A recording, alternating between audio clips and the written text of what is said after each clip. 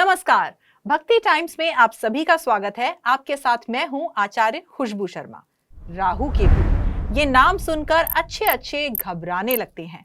हम सबके बीच राहु केतु की छवि, इनकी इमेज इतनी ज्यादा खराब बनी हुई है कि अक्सर ऐसा होता है कि हमारे जीवन में जो लोग हमें खटकते हैं या फिर हमें बिल्कुल पसंद नहीं होते, हमारे लिए परेशानियां खड़ी करते हैं, उन्हें हम अपने जीवन का राहु केतु कहने लगते हैं। लेकिन हमें ये नहीं भूलना चाहिए कि राहु केतु भी बाकी ग्रहों की तरह नवग्रहों में शामिल दो ग्रह हैं, जिन्हें छाया ग्रह कहा जाता है। अर्थात इनका कोई भौतिक अस्तित्व नहीं होता, यानी ये अदृश्य ग्रह हैं, इन्हें देखा नहीं जा सकता। और ये जरूरी नहीं कि ये हमेशा अशुभ यानी कि खराब फल ही दें। ये दोनों कुंडली में अपनी स्थिति के मुताबिक शुभ फल देने में भी सक्षम है। यहाँ तक कि केतु को तो मोक्ष का कारक भी माना गया है।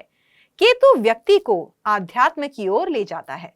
अगर कुंडली में इनमें से एक की स्थिति पता हो तो दूसरे की स्थिति खुद ब खुद पता चल जाती है।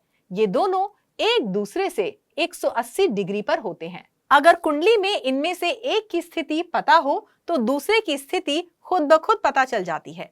ये दोनों एक दूसरे से 180 डिग्री पर होते हैं। 180 डिग्री यानी राहु अगर कुंडली में प्रथम भाव में है तो केतु यहाँ पर होंगे, यानी कि बिल्कुल सामने।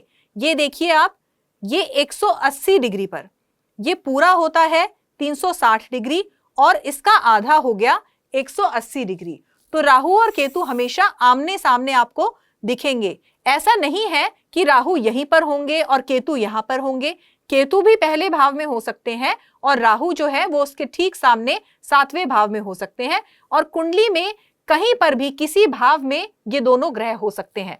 अब आप देखिए कि अगर राहु यहाँ पर 6ठे भाव में है तो इससे 7वें भाव में यानी कि 180 डिग्री, यहां से काउंट करिए 1 2 3 4 5 6 7, तो इसके बिल्कुल ऑपोजिट यानी कि 180 डिग्री पर केतु होंगे। इसी प्रकार ये दोनों जो ग्रह हैं, ये दोनों एक दूसरे से 180 डिग्री पर कुंडली में होते हैं। बहुत सारे लोगों को इस बारे में जानकारी नहीं है कि दरअसल राहु केतु एक ही शरीर के दो हिस्से हैं। जी हाँ, राहु सिर है तो केतु धड़ है। राहु और केतु की उत्पत्ति कैसे हुई, इसके पीछे एक बहुत ही दिलचस्प कहानी है। पुराणों में ये वर्णन मिलता है कि असुरों यानी कि राक्षसों के पिता थे कश्यप ऋषि। कश्यप ऋषि के ही पुत्र थे हिरण्यकश्यपु, जो कि एक राक्षस थे, जिनकी कहानी आपने होली के त्योहार के उपलक्ष्य में बहुत बार सुनी होगी। हिरण्यकश्यपु की बहन थी होलिका, जो कि अपने भतीजे यानी कि हिरण्यकश्यपु के पुत्र प्रहलाद को लेकर जलती अग्नि में बैठकर मृत्यु को प्राप्त हुई थी। हिरण्यकश्यपु की एक बेटी भी थी जिसका नाम था सिंहिका, और सिंहिका का ही पुत्र था स्वरभानु, जिसका शरीर बाद में जाकर राहु केतु नामक दो हिस्सों में बट गया। स्वरभानु ने घोर तपस्या की। वो देवताओं की तरह पूजा जाना चाहता था। वो चाहता था कि उसे अमरत्व प्राप्त हो जाए, यानी कि वो अमर हो जाए। भगवान उसकी तपस्या से प्रकट हुए और उन्होंने कहा कि तुम देवत्व को प्राप्त तो नहीं हो सकते, यानी कि तुम देवता तो नहीं बन सकते, क्योंकि तुम्हारा जन्म असुर कुल में हुआ है, यानी कि राक्षस कुल में हुआ है। लेकिन तुम देवताओं के साथ पूजे जाओगे, ये वरदान तुम्हें मिलता है। श्रीमद् भागवत के अनुसार जब समुद्र मंथन हुआ तो उस दौरान समुद्र में से 14 रत्न निकले, और वो थे कामधेनु गाय, उच्च श्रवा घोड़ा, ऐरावत हाथी, कौस्तुभ मणि, कल्पद्रुम, रंभा नाम की अप्सरा, वारुणी नाम की कन्या, पारिजात वृक्ष, चंद्रमा, लक्ष्मी, विष, मदिरा, अमृत और शंख। इनमें से ज्यादातर सारे रत्न विष समेत देवताओं के हिस्से आए, क्योंकि वैसे भी असुरों को उनमें कोई दिलचस्पी थी भी नहीं। लेकिन जब अमृत बांटने का समय आया तो देवताओं के साथ साथ असुरों में भी उसे पीने की होड़ लग गई। स्वरभानु ने सोचा कि ये तो अमरत्व प्राप्त करने का सबसे अच्छा मौका है, इसे हाथ से नहीं जाने देना चाहिए। उधर भगवान विष्णु ने मोहिनी का रूप धारण करके अमृत पिलाने का कार्य अपने जिम्मे ले लिया। मोहिनी ने देवताओं और असुरों को एक क्रम में बिठाया और अमृत पिलाने का कार्य उस तरफ से शुरू किया जहां पर देवता बैठे थे। स्वरभानु, जो कि न जाने कब से इस घड़ी का इंतजार कर रहा था, अच्छी तरह समझ गया कि आखिर पूरा माजरा क्या था। बस फिर क्या था, वो भी देवता के वेश में सूर्य और चंद्रमा के बीच में जाकर बैठ गया। मोहिनी ने भी स्वरभानु के मुंह में अमृत डालना शुरू कर दिया, लेकिन सूर्य और चंद्रमा को जैसे ही इस सच का पता चला, वैसे ही उन्होंने स्वरभानु का भेद खोल दिया और मोहिनी रूपी भगवान विष्णु ने अमृत पिलाते पिलाते स्वरभानु का सिर काट दिया। अमृत का संसर्ग होने से उसका सिर और उसका धड़ दोनों अलग हो गए। ब्रह्मा जी ने उन्हें ग्रह बना दिया। स्वरभानु की मां सिंहिका सिर को अपने साथ ले गई और प्यार से उसका पालन पोषण किया। कुछ समय के बाद उस सिर से सांप का धड़ निकल आया।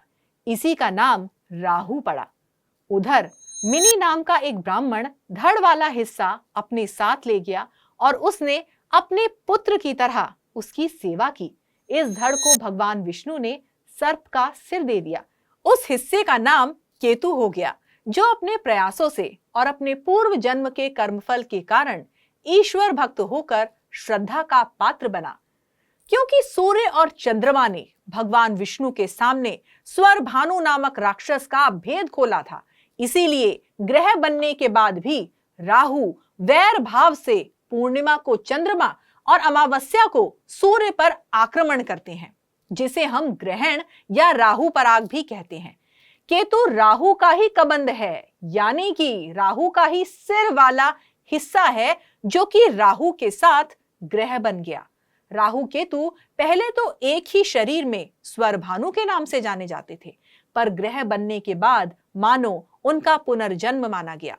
ऐसा कहा गया है कि शनि और मंगल की तरह ही राहु और केतु भी हमेशा बुरे फल नहीं देते। ये भी कहा गया है कि केतु राहु की अपेक्षा कम कष्टदायक है और व्यक्ति को धर्म की ओर अग्रसर करता है। 12वें भाव का केतु मोक्षकारी कहा गया है। कुछ ऐसे कार्य जैसे कि नशा करने, दूसरों के साथ छल कपट करने, दूसरों के खिलाफ षड्यंत्र रचने से राहु और केतु के पाप फल मिलते हैं। इसके विपरीत सात्विक भोजन करने, दान पुण्य करने से राहु केतु के शुभ फल मिलते हैं। अगर आप अपनी कुंडली में राहु के अशुभ प्रभावों से ग्रसित हैं, तो उसकी शांति के लिए आप राहु के बीज मंत्र ओम भ्राम भ्रीम भ्रौम सह राहवे नमः का जाप कर सकते हैं। इसे आप शनिवार से शुरू करके रोज 108 बार कर सकते हैं। और इसके साथ ही अगर कुंडली में केतु के दुष्प्रभावों को कम करना है, तो उसके लिए आप केतु के बीज मंत्र ओम स्त्राम श्रीम स्त्रौम सह केतवे नमः का जाप कर सकते हैं।